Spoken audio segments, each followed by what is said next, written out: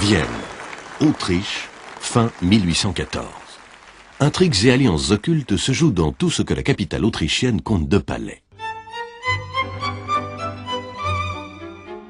Un véritable opéra italien qui a débuté quelques mois plus tôt avec l'abdication de Napoléon.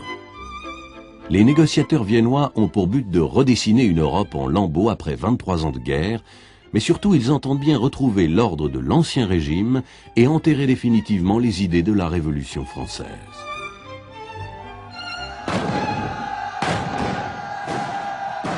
Avant tout, il faut éliminer ces idées qui, parties de France, ont contaminé toute l'Europe. Liberté, égalité, droit des peuples à disposer d'eux-mêmes.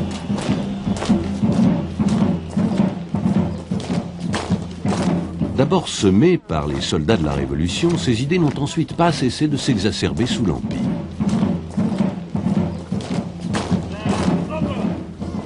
Car Napoléon, devenu maître de l'Europe, imposait par la force aux princes régnants une organisation nouvelle, mais la France impériale, ses possessions et ses divers protectorats fortement centralisés niaient en même temps le droit des peuples à disposer d'eux-mêmes.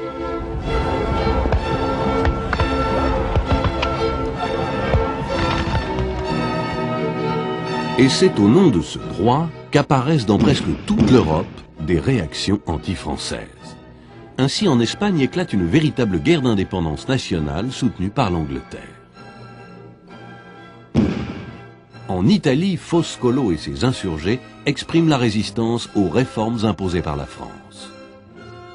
Et en Allemagne, il appartient à l'État de réaliser l'unité de la nation, dit Fichte.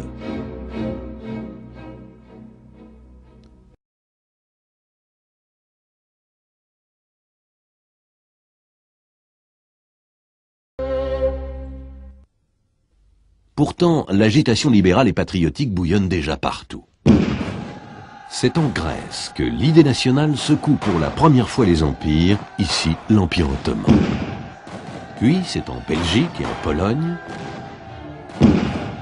en Italie, en Serbie et en Hongrie. De toutes parts, l'idée de nation et de droit des peuples à disposer d'eux-mêmes ressurgit. Elle prend souvent un caractère révolutionnaire qui ne cessera de gagner le devant de la scène pendant tout le XIXe siècle.